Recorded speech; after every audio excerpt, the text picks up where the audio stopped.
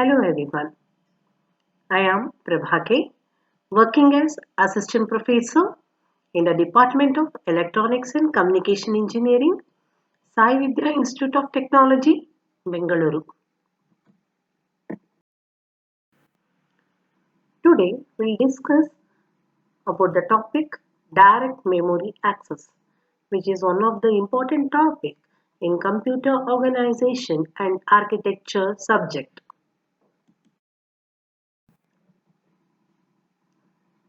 Today we'll discuss about direct memory access.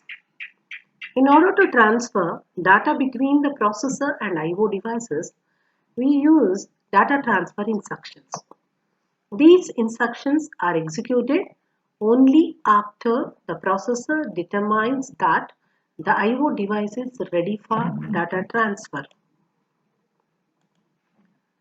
To do this, the processor either polls a status flag of the I/O device with the help of device interface or waits for the device to send the interrupts request. In both the cases, undesirable overhead is incurred.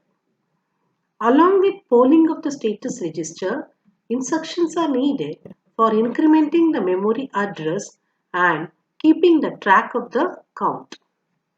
When interrupts are used, these act as an additional overhead associated with saving and restoring the program counter and other state information.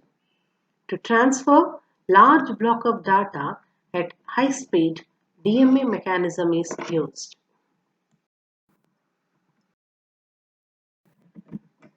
Direct memory access, in short, we call it as DMA, is a feature of computerized systems that allows certain hardware subsystems to access main system memory independently of the central processing unit. Direct memory access is a means of having a peripheral device control a processor memory bus directly. The direct memory access I/O technique provides direct access to the memory while the microprocessor is temporarily disabled. I/O devices are connected to the system bus via a special interface circuit known as DMA controller. In DMA, both CPU and DMA controller have access to main memory via a shared system bus having data, address and control lines. It is sometimes referred to as a channel. In an alternate configuration, the DMA controller may be incorporated directly into the I/O device. This block diagram gives you the direct memory access controller connection with the other units of the computer system. This is the processor, main memory. Here the two DMA controllers are used and this is the printer, keyboard. All these peripheral devices are connected to the computer system using a system bus. To the DMA controller, the disks are connected. Here the network interface is also connected to the system bus via DMA controller in order to help transfer of large amount of data.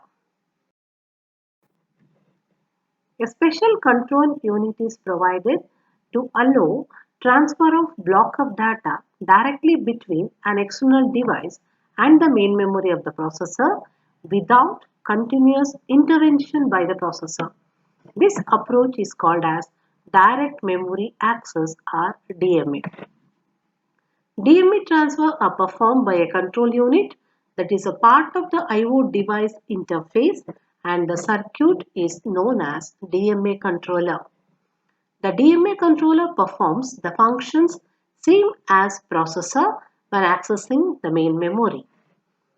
A DMA controller temporarily borrows the address bus, data bus and the control bus from the processor and transfers the data bytes directly between an I/O port and a series of memory locations. The DMA transfer is also used to do high-speed memory-to-memory transfers. DMA transfer can be done in two ways: DMA transfer blocks and cycle steering.